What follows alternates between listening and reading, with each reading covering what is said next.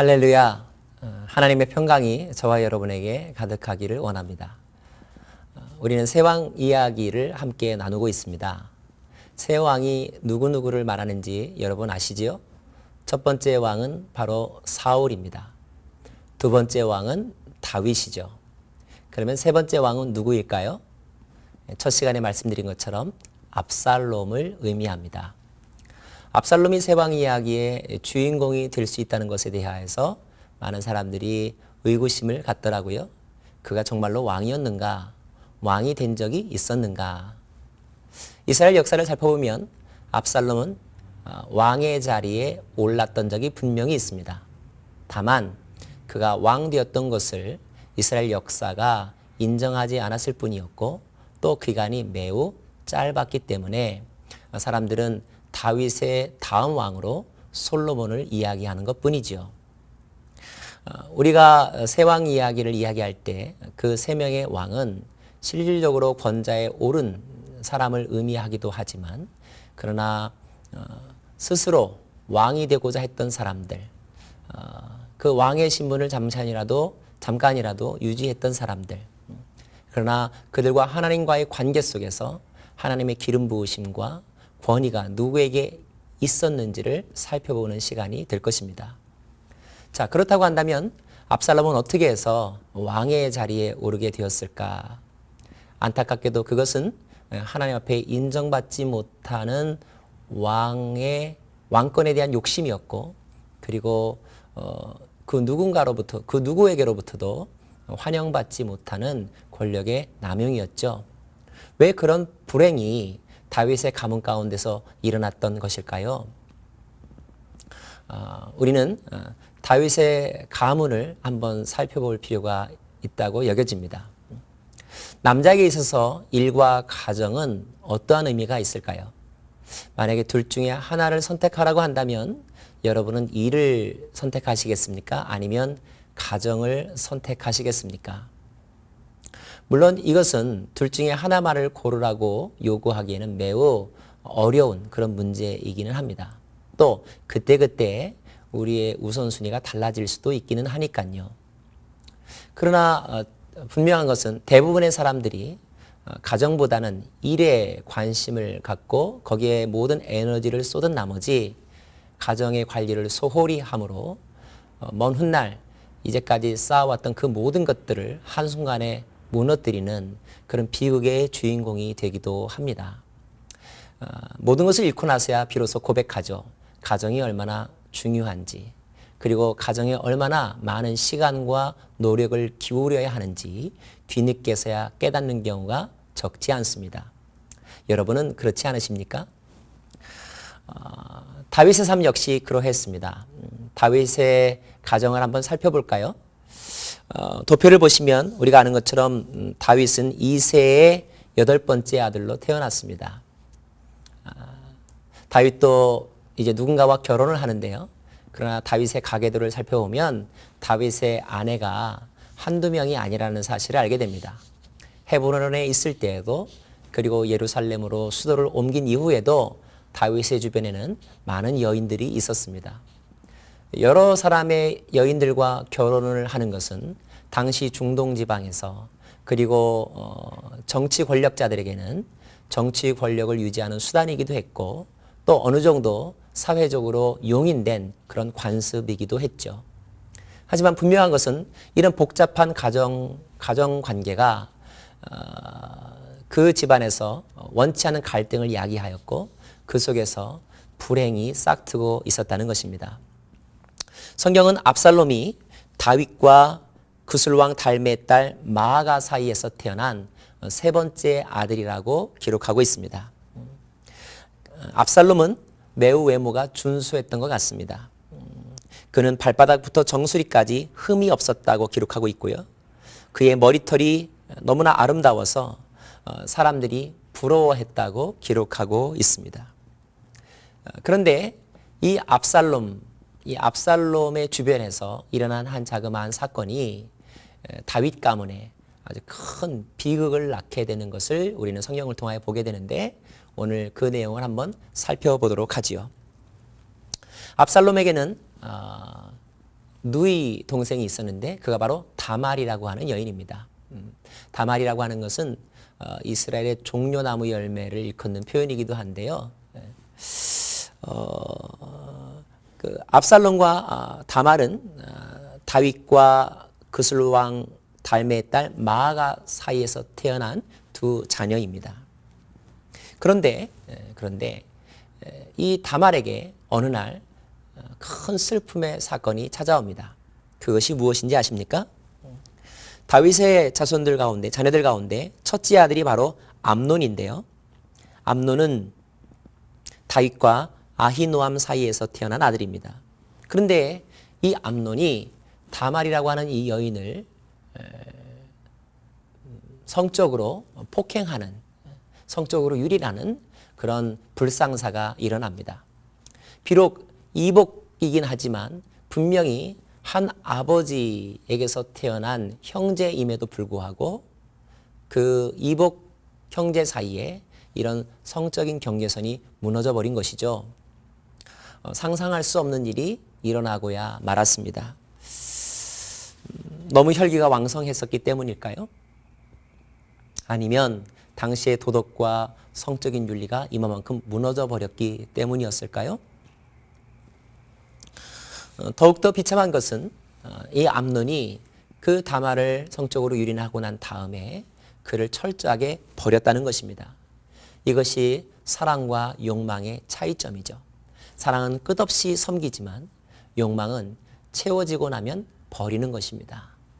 우리가 로맨스라고 생각하고 순수한 사랑이라고 생각하면서 몸과 마음을 주고받지만 그러나 그 중에 얼마나 많은 것들이 사람과는 너무나 거리가 먼 단지 욕정에 지나지 않고 충동에 지나지 않는 애정 표현인 경우가 얼마나 많은지요. 사랑하는 여러분, 순수한 마음으로 사랑할 수 있기를 바랍니다. 그리고 섬김과 헌신의 사랑을 할 수 있기를 원해요. 이 다말의 입장에서 한번 생각해 볼까요? 뜻하지 않는 사고를 당했습니다. 그것도 이복 오빠로부터요. 그가 받았던 정신적인 충격이 얼마나 컸을까요? 그로 말미암아 얻은 좌절감과 세상에 대한 분노와 억울함은 이루 말할 수가 없을 것입니다. 이른바 성폭행을 당한 사람들의 심리를 보면 그 충격이 상상할 수 없을 정도로 오래가고 깊다는 것을 알게 됩니다. 성적으로 유린한 사람은 자기의 욕망을 채운 것으로 희희낙낙하겠지만 그러나 그 사람의 무분별한 그 행위 때문에 한 영혼의 생명이 그리고 정신세계가 죽어간다는 것을 생각한다면 우리는 이기적인 사랑, 이기적인 행동을 절제하고 또 절제해야 할 것입니다. 여동생이 성적으로 이런 큰 아픔을 겪은 것을 옆에서 바라볼 수밖에 없었던 압살롬의 마음 가운데는 답답함과 억울함과 분노가 일어났죠. 그래서 그 문제를 풀어보고 싶었습니다. 하지만 불행한 또 하나의 사실은 압살롬에게는 그 문제를 풀 만한 능력이나 지위가 주어지지 않았다는 것입니다. 우리는 상상해 볼 수가 있습니다. 암논이 훨씬 압살롬보다 나이가 많을 수 있다는 사실을. 그리고 암논은 맏아들이니까요. 감히 그 맏아들 형에 대하여서 어느 누구도 문제를 제기하기가 쉽지 않았을 것입니다. 압살롬의 입장에서는 자신의 신세가 얼마나 처량한지 모르겠습니다. 세상에 이런 일이 일어날 수 있을까? 상황과 정도는 다르지만 모든 사람들에게도 이와 같은 일이 닥칠 수 있습니다. 나의 의지와는 상관없이 또 내가 힘이 없기 때문에 내가 가진 것이 없기 때문에 당해야만 하는 억울한 사건들이 있을 수 있다는 거죠. 자, 문제는 그런 상황 가운데서 우리가 또 어떻게 반응하느냐 하는 것입니다. 상황은 나의 의지와 상관없이 주어질 수 있을 수는 있지만 그러나 그 상황에 대한 반응은 나의 의지로 선택할 수 있는 것이죠. 어떤 선택을 하시겠습니까? 만약에 여러분이 그 압살롬의 입장이라면 동생을 위하여 무엇을 하시겠습니까? 자신의 피 끓는 그 감정과 원한을 풀기 위해서 무엇을 하시겠습니까? 다윗이 먼저 선택한 것은 자기의 아버지를 찾아가는 것이었습니다. 아버지는 집안의 가장이었고 그 나라의 왕이었고 재판관이었기 때문에 그렇죠. 힘이 없었던 압살롬은 아버지를 찾아가서 그 모든 사실을 보고합니다. 그리고 아버지의 도움을 구하죠. 그런데요, 이해할 수 없는 반응이 사무엘하 13장 21절에 나와 있습니다. 읽어볼까요? 다윗 왕이 이 모든 일을 듣고 심히 노하니라. 아버지로서 자녀들 사이에 이렇게 불행한 일이 일어난다는 것에 대해서 화가 나지 않는 부모가 어디 있겠습니까? 그런데요, 성경을 읽어보면 그것이 전부였어요. 아니, 어떻게 이런 일이 일어날 수 있을까? 화를 낸 것이 전부였다는 말입니다. 다시 말하면 감정적으로 화를 낸 것 이외에 다른 어떤 실질적인 조처나 아니면 문책이 일어나지 않았다는 것입니다. 그리고 그렇게 아무 일도 없었다는 듯이 세월이 흘러가 버렸습니다. 우린 여기서 한 가지 궁금함을 가질 수가 있습니다. 왜 아버지가 이렇게밖에 할 수 없었을까? 우리 생각에는 당장 그 암논을 불러와서 사실 여부를 판단하고 암논을 벌 줄 수 있지 않았었을까? 그런데 그 아버지는 그렇게 하지 않았어요. 당시의 윤리가 이런 것들을 허용했기 때문이었을까요? 남성 우월주의적인 시각이 그때도 팽배해 있었기 때문이었을까요? 그럴 수도 있었겠지만 또 하나 우리는 여기서 발견할 수 있는 중요한 요인 하나를 생각해 볼 수가 있습니다. 그것은 다윗 스스로가 그런 성적인 문제에 대해서 깨끗하지 못한 과거를 가지고 있었다는 것입니다. 다윗이 어떤 사람입니까? 물론 먼 옛날의 이야기지만 그가 밧세바를 보았을 때 그 마음의 충동을 억제하지 못하여서 하지 말아야 될, 넘지 말아야 될 경계선을 넘어섰고 또 그것 때문에 그의 남편을 몰래 죽이기까지 했던 살인죄를 저질렀던 사람이 바로 다윗이었습니다. 물론 철저하게 회개는 하고 하나님으로부터 용서함을 입었지만 아마도 이런 이야기를 들었을 때 다윗은 다시 한번 자신의 옛 상처와 자신의 수치심을 다시 한번 경험하게 되었을 것이고 그것 때문에 차마 그 암논을 징계하지 못했던 것 같습니다. 또 다른 면으로는 다윗의 우유부단함도 우리가 생각해 볼 수 있고요. 여하튼 다윗은 그 얘기를 듣고 알았지만 그러나 어떤 식으로든지 그가 조처를 취하였음에도 불구하고 아무런 실질적인 조치를 취하지 못했습니다. 이럴 때 다말의 심정은 어떠했을까요? 그리고 압살롬의 마음은 어떠했을까요? 아마 압살롬은 그 아버지를 이해할 수가 없었던 것 같습니다. 그리고 더 이상 아버지에게 기댈 수 없다고 생각했던 것 같아요. 압살롬은 이제 그때부터 그 미움이 증오로 바뀌게 되었고 그리고 복수할 날을 손꼽아 헤아리기 시작을 했습니다. 결국 드디어 복수가 이루어졌습니다. 그 복수는 그 사건이 일어난 지 2년 후에 일어났다고 기록되어 있고 그 복수의 내용은 압살롬이 암논을 죽인 것입니다. 살인을 저지른 압살롬은 그 후에 외가의 나라인 그술왕 달메에게로 망명을 떠납니다. 그리고 그곳에서 3년 동안 머물게 되지요. 다윗의 입장에서는 첫째 아들 암논이 죽은 것입니다. 그리고 그 아들을 죽인 압살롬은 다른 나라로 망명을 갔습니다. 집안의 비극이라고 아니할 수가 없습니다. 서로 떨어져서 살게 됐던 그 즈음에 이제 세월이 지나서 누군가가 다윗과 압살롬을 화해시키기 위해서 노력하는 것을 보게 되는데 바로 그 화해자가 되려고 노력했던 사람이 요압이라고 하는 장군입니다. 요압은 다윗에게 청하여 압살롬이 고국으로 돌아오게 할 것을 요청합니다. 그리고 결국 압살롬은 고국으로 돌아오게 되죠. 하지만 고국으로 돌아온 압살롬은 아버지를 만나지 못합니다. 왜냐하면 아버지가 압살롬을 만나기를 원치 않았기 때문이었습니다. 여기서 우리는 또 한 가지 생각해 볼 수가 있습니다. 망명한 아들을 돌아오게 했다고 하는 것은 정치적, 법적 사면을 선포했다는 뜻이기도 한데 그러나 왜 정작 다윗은 그 아들의 얼굴을 대면하지 않았을까요?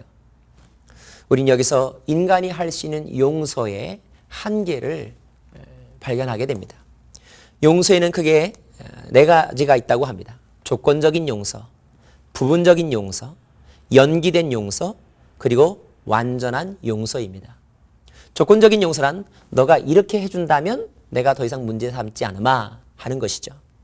부분적인 용서란 요것까지는 내가 용서해 줄 수 있지만 요것만은 안 돼 라고 하는 마음입니다. 연기된 용서는 지금은 아니야, 나중에. 그러나 완전한 용서는 무엇입니까? 이제 그 일로 인하여 내가 받았던 상처나 손해를 다 잊어버리고 더 이상 문제 삼지 않고 다시 처음부터 제로에서 시작하는 것을 의미하죠. 다윗은 어떠한 용서를 선택했습니까? 부분적인 용서였습니다. 사람들의 시선이 의식이 되어서 사람들의 간청 때문에 압살롬이 돌아오는 것을 허락하긴 했지만, 그러나 다윗은 압살롬을 똑바로 쳐다볼 수 있는 마음의 평강까지 되찾은 것은 아니었던 것입니다. 결국 고국으로 돌아온 압살롬은 아버지를 만나지 못합니다. 또 그렇게 시간이 흘러 2년 동안 서로 떨어져서 지내죠. 압살롬의 입장에서는 자기 아버지를 만났어야만 했던 것 같습니다. 그래서 다시 한번 요압을 통하여 간청합니다. 아버지를 만나게 해달라고.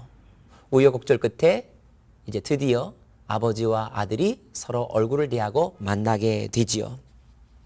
하지만 모든 것은 다 때가 있는 것 같습니다. 두 사람이 얼굴을 대하여 입을 맞추었지만, 그러나 이미 마음 한구석은 너무너무나 많은 상처를 받았고 굳어져 있었고 회복 불가능한 상태까지 이르렀던 것 같아요. 회복 불가능했다고 하는 것이 어떻게 드러나게 되었는가?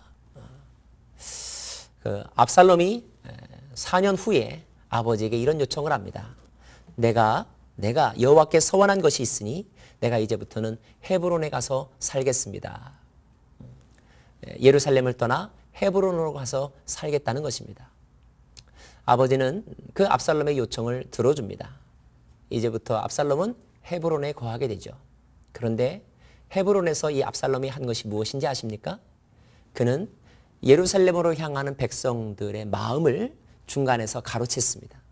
다윗을 존경하는, 다윗에게 모든 판단을 요청하고 다윗의 가르침을 요구하는 사람들의 마음을 중간에서 가로챘습니다. 그리고 자기 편으로 만들어버렸죠. 그리고 급기야 어느 날 때가 되어 쿠데타를 일으킨 것입니다. 그가 일으켰던 쿠데타의 칼끝은 바로 자신의 아버지 다윗을 향하고 있었습니다. 이 얼마나 비참한 사건입니까? 아들이 아버지의 가슴에 칼을 꽂으려고 한다는 것. 저는 성경에 이런 이야기가 기록됐다는 사실이 놀랍습니다. 어쩌면 폭력 집단의 이야기도 아닌데, 삼류 소설의 이야기도 아닌데, 거룩하고 그리고 하나님의 나라에 관한 이야기를 다루고 있는 책에서 이렇게 아들이 아버지에게 칼을 들이대는 그런 장면이 나오니까요. 그러나 이것이 바로 인생인 것 같습니다. 그리고 이 속에서 하나님께서 우리에게 주시는 깨달음이 있는 것 같아요. 저는 몇 가지를 이 시간에 살펴보고 싶습니다. 먼저 우리의 생각을 완전히 바꾸어서 먼저 압살롬의 입장에서 생각해 보고 싶습니다. 우리는 압살롬이 분명히 잘못했고 하지 말아야 될 일을 했다는 것을 알고 있습니다. 그럼에도 불구하고 압살롬의 마음을 조금 이해해 보는 시간을 가져보는 것은 어떨까요? 압살롬은 셋째 아들이었습니다. 힘이 없었습니다. 그러나 자기의 잘못과 전혀 상관없이 자신의 여동생이 성적인 폭행을 당했습니다. 그가 기댈 곳이라고 한 아버지밖에 없었죠. 아버지에게 도움을 요청했습니다. 그러나 아버지는 어떠한 해답도 해결책도 제시해 주지 못했죠. 2년 동안 이를 갈았습니다. 그리고 드디어 복수했습니다. 복수한 후 3년 동안 망명생활했습니다. 3년 만에 돌아왔지만 아버지가 그를 만나주지 않아서 다시 또 2년 동안 예루살렘 근처에서 머무를 수밖에 없었습니다. 2년 후에 아버지를 만났습니다. 그러나 그의 마음은 전혀 풀린 것이 없었고 서운한 감정이 사라지지 않았습니다. 그리고 4년 만에 아버지를 떠났습니다. 쿠데타를 일으켰습니다. 정리해보면 자신의 여동생이 암논으로부터 그 사건을 당하고 압살롬이 쿠데타를 일으킬 때까지는 적어도 11년의 시간이 흘렀습니다. 이것을 다른 말로 설명하면 압살롬은 11년 동안 상처와 억울함과 분노를 가지고 살았다는 것이고 그의 아버지 다윗은 이 아들의 상처와 분노를 풀어주지 못했다는 것입니다. 사실 우리 주변에 압살롬과 같은 상처를 가지고 있는 아들들이 많이 있습니다. 지금은 비록 아버지의 권위와 아버지의 힘 때문에 아무 소리 못하고 하라는 대로 하고 꾹꾹 참고 있지만 그러나 그것은 다 이해가 돼서 참는 것이 아니라 억지로밖에 참을 수밖에 없는 그런 자녀들이 있다는 거죠. 그런 부하 직원이 있다는 것입니다. 겉으로 드러난 평화를 진정한 평화로 착각해서는 아니 되죠. 지도자란 어떤 사람이어야 합니까? 아버지란 어떤 존재여야 합니까? 그들은 말 못하는 사람들의 아픔까지도 살피고 들어줄 줄 아는 사람이어야 합니다. 다윗이 진정으로 자녀들을 살피는 아버지였다면 다윗은 그 사건에 대해서 주도적으로 적극적으로 문제를 수습할 수 있어야 했습니다. 그리고 다말과 압살롬의 마음의 상처와 그들의 분노를 풀어주었어야만 했습니다. 그런데 다윗은 너무 일에 집착했기 때문이었을까요? 아니면 우유부단했기 때문이었을까요? 아니면 그 순간 자신의 옛 실수와 죄가 떠올라서 자격지심에 옳다고 여겼던 것을 주장할 수 있는 용기가 부족했기 때문이었을까요? 다윗은 적어도 압살롬의 마음을 어루만져 주지 못했습니다. 얼마나 안타까운 일인지 모르겠습니다. 저와 여러분에게는 아비 된 자로서, 어미 된 자로서 이런 실수를 저지르지 않기를 원합니다. 그럼에도 불구하고 압살롬의 행위가 정당화될 수 있을까? 저는 하나님의 뜻은 거기에 있다고 보지 않습니다. 비록 그가 억울한 마음을 가졌지만 그래서 아버지에 대해서 칼을 갈고 복수의 날들을 꿈꾸고 있었지만 그러나 그가 그래서 공작을 통하여서 사람들의 마음을 얻었지만 그가 얻지 못한 것이 있었으니 그것은 하나님의 마음을 얻지 못했다는 것입니다. 비전을 성취하는 데 있어서 가장 중요한 요소는 바로 하나님의 마음을 얻는 것입니다. 압살롬을 움직였던 것은 분노였죠. 그리고 그 분노로 자신의 야망을 비전으로 선포하며 왕의 자리를 탐내었습니다. 하지만 하나님은 그의 선택과 행동을 인정하지 않으셨습니다. 오히려 우리는 여기에서 연약하지만 또 다윗의 영성을 살펴볼 수가 있습니다. 이런 상상을 해보셨습니까? 다윗이 그 아들이 뭔가 삐딱하게 굴며 그리고 자기를 향하여 칼을 갈고 있었다는 사실을 알았을까? 압살롬이 헤브론으로 가겠다고 말할 때 다윗의 정보력이 압살롬의 마음과 압살롬의 주거 인물들에 대해서 전혀 파악하지 못했었을까? 압살롬이 헤브론에서 다윗에게 향하는 백성들의 마음을 훔치려 했을 때 다윗은 전혀 모르고 있었을까? 세왕 이야기의 저자는 다윗이 그 소문을 들었을 것이라고 추측합니다. 그럼에도 불구하고 다윗은 주도적으로 압살롬을 감시하거나 그가 하고자 하는 일들을 적극적으로 막지 않았다는 거죠. 왜 막지 않았을까요? 힘이 없어서 막지 않았을까요? 세왕 이야기의 저자는 우리에게 이렇게 통찰력을 제시해주고 있습니다. 다윗은 그 모든 것조차도 하나님께 맡겼다는 것입니다. 그가 신하였을 때 사울 왕에게 그 사울 왕의 기름 부으심을 인정하여 쿠데타를 일으키지 않았던 것처럼 누군가가 자기를 향해 반기를 드는 그것에 대해서도 다윗은 주도적으로 그것을 인위적으로 막으려고 하지 아니하고 그 모든 것을 하나님 앞에 내어 맡겼다는 것입니다. 우리가 흉내낼 수 있을지 참 궁금합니다. 우리는 계속해서 이 사건을 처리해가는 다윗의 영성을 배워보고자 합니다.